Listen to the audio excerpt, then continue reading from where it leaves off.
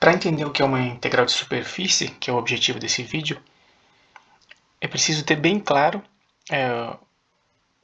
o que é a parametrização de uma superfície e como calcular a sua área. Então vou fazer uma revisão aqui. Tem uma superfície desenhada ali, azul, e ela é parametrizada por uma função amarela, uma função vetorial R, de duas variáveis, que podem ser, por exemplo, u e v, ou podem ser x e y.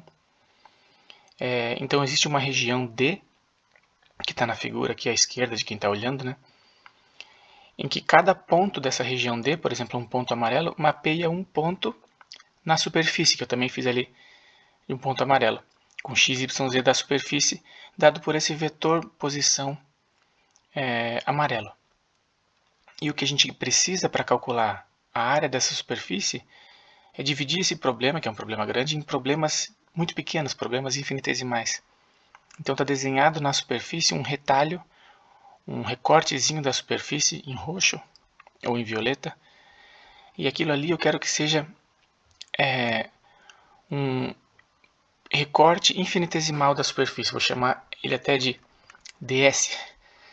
S maiúsculo, um elemento infinitesimal da superfície, um pedacinho, né? Uma superfície infinitesimal, vamos chamar assim. E o que a gente quer então é o tamanho dessa superfície, ou a área dessa superfície tendendo a zero, calcular a soma de Riemann de todos esses pequenos retalhos, ou seja, calcular a integral ao longo dessa região D, ou seja, com todos os pares possíveis de U e D, para que eu tenha todos os pontos da superfície e então tenha a área total da superfície. Então é a área pedacinho a pedacinho. Para calcular a área de cada pedacinho, nós usamos vetores tangentes.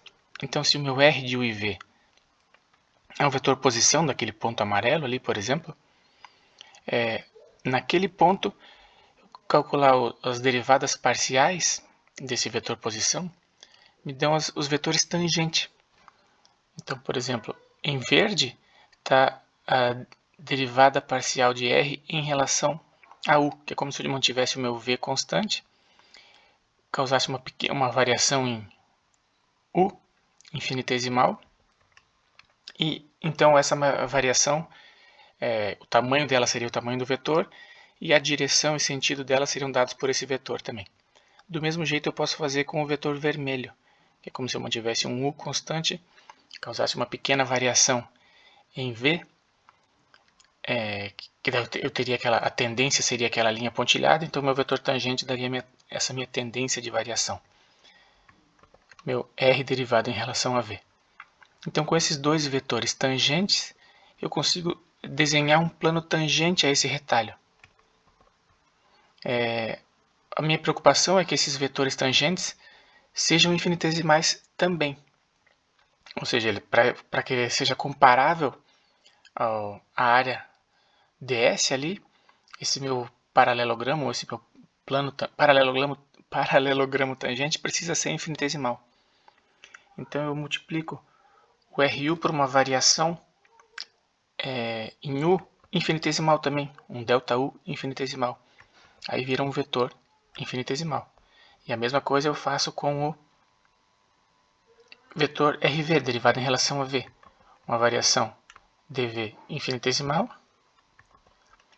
multiplicando por esse vetor RV. E agora sim, eu tenho um paralelogramo infinitesimal. E nós já vimos também que para calcular a área de um paralelogramo, formado por dois vetores, eu posso usar um teorema que relaciona o módulo do produto vetorial com essa área. Então, o módulo do produto vetorial desse vetorzinho verde com o vetorzinho vermelho é igual à área daquele paralelogramo que está pintado.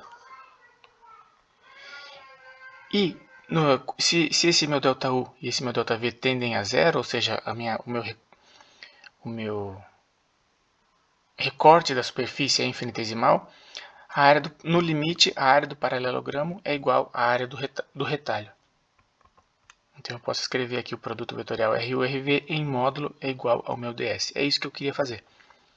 E eu fiz, então, como du e dv são variações constantes, ponto a ponto, né, infinitesimais, eu posso retirá-las do produto vetorial e já substituo na integral. Então aqui tenho a integral de área, RU vetorial com RV, du dv, ao longo da região D, ou seja, para todos os pontos U e V. Então isso aqui foi uma revisão do que é a área da superfície. Quando eu estou calculando uma integral de superfície, a única coisa que muda, aí eu vou começar a escrever aqui, é que eu coloco ali no meio uma função. Pode ser uma função de x, y ou x, y e z também. Então uma integral de superfície, visualmente falando é a mesma coisa, com o mesmo ds, só coloquei uma função ali no meio. E o que isso quer dizer? Quer dizer, por exemplo, que nesse contexto tem alguma função, aí eu posso dizer que a minha função seja, por exemplo, uma densidade. Vamos pegar um exemplo. Uma função seja uma densidade por área. Então, eu posso dizer, por exemplo, quantos quilogramas por metro quadrado dessa minha superfície eu tenho para cada ponto XYZ. Então, para cada um desses pontos da superfície azul aqui em cima, inclusive o ponto amarelo, tem uma concentração de massa diferente.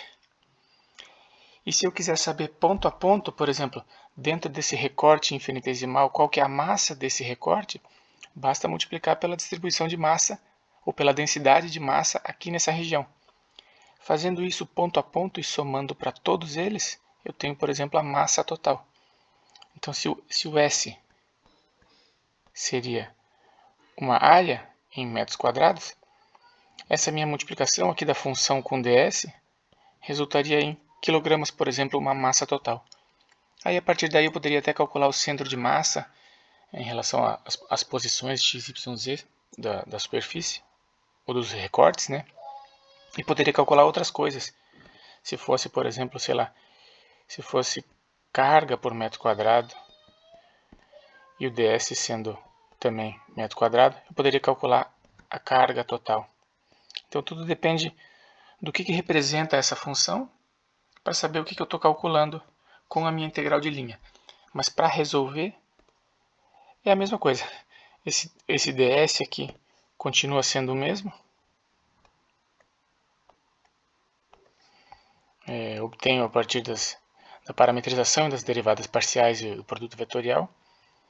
Aí depende do meu contexto e a minha aplicação. O que a gente falou aqui foi a integral de superfície sem considerar campos vetoriais. Então, existem outras aplicações para integrais de superfície, outras integrais de superfície, se eu levar em consideração que aqui tem um campo vetorial, que são até mais importantes. Mas a gente começa por essa, e futuramente em outro vídeo a gente vê as integrais de superfície em campos vetoriais.